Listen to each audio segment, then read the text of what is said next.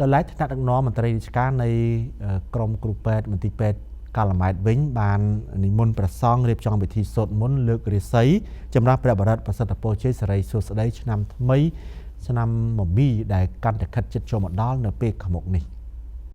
ពិធីសូត្រមន្តលើករាសីនេះប្រពឡើងក្រោមការផ្ដួចផ្ដើមរបស់ឯកឧត្តមសាស្ត្រាចារ្យគង់សន្យាអគ្គនាយកមន្ទីរពេទ្យកាល់ម៉ែតរួមនឹងថ្នាក់ដឹកនាំមន្ត្រីរាជការក្រមគ្រូពេទ្យបុគ្គលិកនៃមន្ទីរពេទ្យជាច្រើននាក់នៅព្រឹកថ្ងៃទី9ខែមេសាឆ្នាំ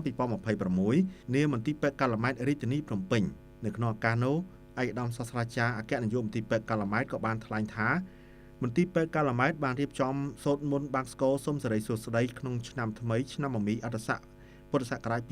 2570នេះឈានចូលមកដល់បានប្រពឡើងរៀងរាល់ឆ្នាំដើម្បីឧទ្ទិសកុសលផលបុណ្យជូនបុព្វការីជនទាំងអស់ដែលបានមរណភាពនៅក្នុងមន្ទីរពេទ្យក្តីក៏ដូចជាមន្ត្រីរាជការថ្នាក់ដឹកនាំមន្ទីរពេទ្យក្តីដែលបានទទួលមរណភាពក្នុងមន្ទីរពេទ្យទៅហើយនោះគឺសូមឧទ្ទិសដល់វិញ្ញាណក្ខន្ធជូនដល់ពួកគាត់ទៅកាន់សុគតិភពហើយជាពិសេសទៀតនោះគឺវិញ្ញាណក្ខន្ធរបស់វីរៈកងទ័ពយុទ្ធជនយើងដែលបានពលីឈាមស្រស់សាច់ស្រស់ដើម្បីការពារបរណភាពទឹកដីនៃព្រះរាជាណាចក្រកម្ពុជាយើងឲ្យផុតពីសង្គ្រាមឈានពានពីប្រទេសថៃ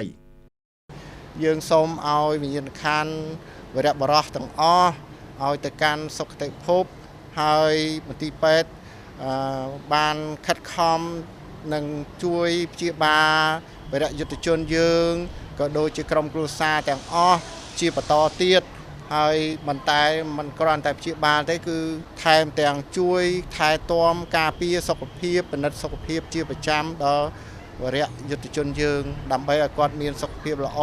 ក្នុងការងារចូលរួមការពារបរណភាពទឹកដីរបស់ប្រទេសយើងបាទដោយសពម្ដងមន្ទីរពេទ្យតែងតែរៀបចំក្រុមការងារពិសេសសម្រាប់ថ្ងៃចូលឆ្នាំយើងនេះគឺ3ថ្ងៃនេះគឺថាយើងមានក្រុមប្រចាំការទៀងទាត់24ម៉ោងលើ24ម៉ោងគ្រប់ជំនាញទាំងអស់តាំងពីផ្នែកប្រគ្រោះជំងឺពិនិត្យជំងឺដែលមានលក្ខណៈធ្ងន់ក៏ដូចជាការវះកាត់អីគឺថាយើងធានាបានទាំងអស់ហើយនឹងមានក្រុមត្រៀមនៅក្រៅមន្ទីរពេទ្យទៀតបើសិនជាមានហេតុការណ៍អីធំយើងអាចនឹងអញ្ជើញពួកគាត់មកចូលរួមក្នុងការងារព្យាបាល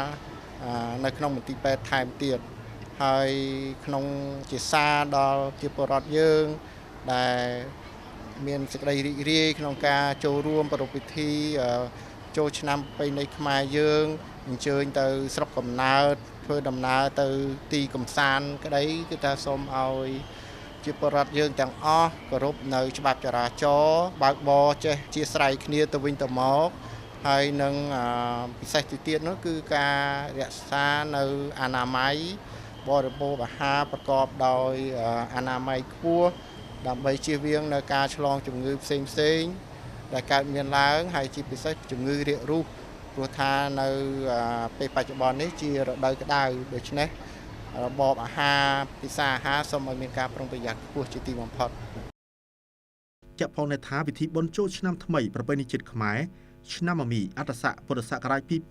2570នឹងត្រូវប្រពឡើងរយៈពេល3ថ្ងៃនាថ្ងៃទី14ដល់ថ្ងៃទី16ខែមេសាឆ្នាំ2026ខាងមុខនេះហើយនៅក្នុងឆ្នាំនេះក្រោមស្មារតីការរួបរวมសាមគ្គីនៃមហាគ្រួសារខ្មែរតែមួយ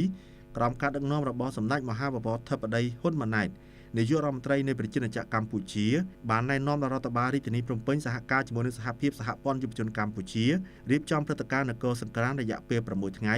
ចាប់ពីថ្ងៃទី14ដល់ថ្ងៃទី19ខែមេសាឆ្នាំ2026ផងដែរនៅរមណីយដ្ឋានវប្បធម៌ប្រវត្តិសាស្ត្រវត្តភ្នំតំបន់ជុំវិញវត្តភ្នំបរិវេណសួនច្បារវឌ្ឍនៈសួនច្បារអតីតទីលានប្រជាធិបតេយ្យស្ពាននាគភ្លោះរមណីយដ្ឋានវត្តភ្នំរហូតដល់ផ្សាររាត្រីផ្លូវថ្មើរជើងចតុមុខរាជធានីភ្នំពេញ Wall Street និងកម្មវិធីអមនៅបរិវេណបាសាក់ឡែននិងផ្លូវ155បរិវេណផ្សារទួលទំពូង